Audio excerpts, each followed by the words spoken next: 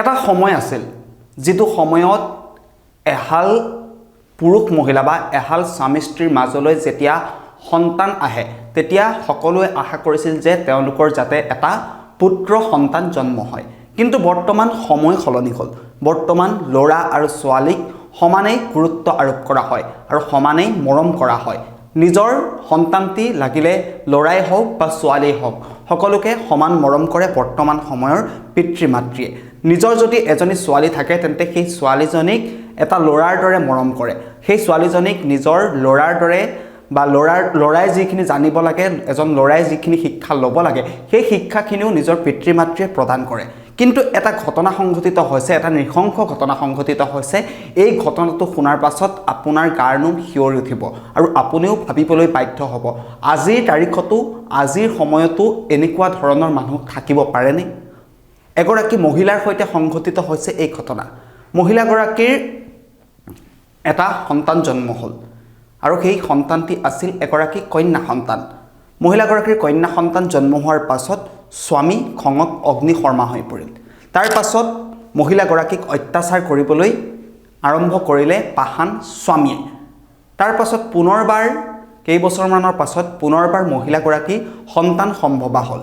তেতিয়া নিজৰ স্বামীয়ে আশা কৰি আছিল যে তেওঁলোকৰ এইবাৰ এটা পুত্ৰ সন্তান জন্ম হ'ব কিন্তু সেইবাৰো দ্বিতীয়বাৰো মহিলাগৰাকীয়ে এগৰাকী কন্যা সন্তান জন্ম দিলে তাৰ পাছত পুনৰ বৃদ্ধি পালে স্বামীৰ অত্যাচাৰ কৰিবলৈ আৰম্ভ কৰিলে নিজ পত্নীক কাৰণ দুবাৰকৈ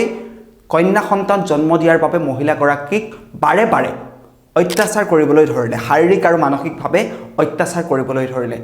পুনৰ কেইবছৰমানৰ পাছত তৃতীয়বাৰৰ বাবে মহিলাগৰাকী সন্তান সম্ভৱা হ'ল আৰু পুৰুষগৰাকী এইবাৰ নিশ্চিত আছিল যে তেওঁলোকৰ জীৱনলৈ এইবাৰ এটা পুত্ৰ সন্তান আহিব কিন্তু ভবাৰ দৰে নহ'ল সেইবাৰো তৃতীয়বাৰো মহিলাগৰাকীয়ে জন্ম দিলে এগৰাকী কন্যা সন্তান তেওঁলোকৰ জীৱনলৈ আহিল তিনিটিকৈ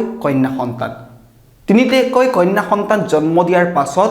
স্বামীৰ অত্যাচাৰ চৰম পৰ্যায় পালেগৈ মহিলাগৰাকীক অতি নৃশংসভাৱে অত্যাচাৰ কৰিবলৈ আৰম্ভ কৰিলে মহিলাগৰাকীৰ অত্যাচাৰৰ কথা শুনিলে আপুনি চকু কপালত উঠিব আপুনি ভাবিবলৈ বাধ্য হ'ব আৰু আপোনাৰ গাৰ নোম শিয়ৰি উঠিব পুৰুষজনৰ নাম হৈছে কুন্দক উত্তম নামৰ পুৰুষজনে মহিলাগৰাকীক যি ধৰণে অত্যাচাৰ কৰিলে সেই অত্যাচাৰ আপোনালোকে শুনি আপোনালোকৰ গাৰ নোম শিয়ৰি উঠিব মহিলাগৰাকীক প্ৰথমে পুৰুষজনে কেৰাচিন ঢালি জ্বলাই দিলে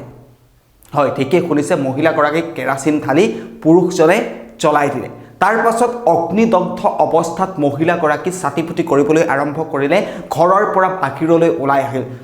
গাত জুই লাগি আছে দাউকৈ জুই লাগি আছে মহিলাগৰাকীয়ে কোনোমতে নিজৰ জীৱন ৰক্ষা কৰিবৰ বাবে বাহিৰলৈ ওলাই আহিল সকলোৰে সহায় বিচাৰিবলৈ চিঞৰ বাখৰ কৰিলে ততাতৈয়াকৈ স্থানীয় লোকে মহিলাগৰাকীক লৈ গ'ল চিকিৎসালয়লৈ মহিলাগৰাকীৰ ইতিমধ্যে শৰীৰৰ 90% অংশ জ্বলি গৈছিল আৰু চিকিৎসালয়লৈ নিয়াৰ পাছতেই কিছু মুহূৰ্তৰ পাছতেই মহিলাগৰাকীৰ মৃত্যু হ'ল হয় এইখন সমাজত এনেকুৱা ধৰণৰ ঘটনাই সংঘটিত হৈছে যিখন সমাজত পুৰুষ মহিলা বা ল'ৰা ছোৱালীক সমানেই গুৰুত্ব দিয়া হয় তাৰ এক বিপৰীত ছবি আপোনালোকৰ মাজলৈ লৈ আহিবলৈ চেষ্টা কৰিলোঁ মহাৰাষ্ট্ৰৰ এখন জিলাত সংঘটিত হৈছে মুম্বাইৰ পৰা প্ৰায় 520 কিলোমিটাৰ নিলগৰ পাৰবানী নামৰ এখন জিলাত সংঘটিত হৈছে এই ঘটনা মহিলাগৰাকীৰ নাম আছিল মাইনাক বিয়া কৰাইছিল 30 বছৰীয়া কুন্দক উত্তম নামৰ এজন যুৱকে তেওঁলোকৰ বৈবাহিক জীৱনত তিনিবাৰকৈ কন্যা সন্তান জন্ম দিয়াৰ বাবেই পাহান কুন্দকে নিজৰ পত্নীক জ্বলাই মাৰি পেলালে হত্যা কৰিলে তাৰ পাছতেই আৰক্ষীক খবৰ দিয়া হ'ল পৰিয়ালৰ লোকে আৰক্ষীক খবৰ দিলে যে কুন্দক উত্তমৰ বিৰুদ্ধে বিহিত ব্যৱস্থা ল'ব লাগে মৃত মহিলাগৰাকীৰ ভগ্নীৰ ভাষ্য অনুসৰি মহিলাগৰাকীক পূৰ্বৰে পৰাই যেতিয়াৰ পৰা তেওঁ সন্তান সম্ভৱা হৈছিল যেতিয়া তেওঁলোকৰ জীৱনলৈ প্ৰথম কন্যা সন্তানটি আহিছিল তেতিয়াৰ পৰাই কুন্দক উত্তমে মহিলাগৰাকী অৰ্থাৎ মাইনাৰ ওপৰত অত্যাচাৰ চলাই আহিছিল মানসিকভাৱে হওক বা শাৰীৰিকভাৱে হওক অত্যাচাৰ চলাই আহিছিল আৰু দ্বিতীয়বাৰো যেতিয়া কন্যা সন্তান জন্ম হ'ল তেতিয়া অত্যাচাৰ আৰু অধিক বৃদ্ধি পালে আৰু তৃতীয়বাৰ যেতিয়া তেওঁ কন্যা সন্তান জন্ম দিলে তাৰ পাছত পত্নীৰ অত্যাচাৰ চৰম পৰ্যায় পালেগৈ তিনিটিকৈ কন্যা সন্তান জন্ম দিয়াৰ বাবে মহিলাগৰাকীক জীৱন্তে জ্বলাই দিয়া হ'ল তাৰ পাছত মহিলাগৰাকী ৰাজপথলৈ অগ্নিদগ্ধ অৱস্থাত ওলাই আহিল স্থানীয় লোকৰ সহযোগত মহিলাগৰাকীক চিকিৎসালয়লৈ নিয়া হৈছিল যদিও মহিলাগৰাকীয়ে মৃত্যুক সাৱটি ল'লে এয়াই আছিলে এটা নৃশংস হত্যাকাণ্ডৰ ঘটনা এটা জঘন্য ঘটনা যিটো সময়ত সকলোৱে পুৰুষ মহিলাক সমান মৰ্যাদা দিয়ে সমান সন্মান প্ৰদান কৰে তাৰ বিপৰীতে মহাৰাষ্ট্ৰৰ এখন জিলাত সংঘটিত হোৱা অতিকে লজ্জাজনক আৰু নৃশংস ঘটনাই এতিয়া সকলোৰে চকু কপালত তুলিছে সকলোকে স্তম্ভিত কৰি তুলিছে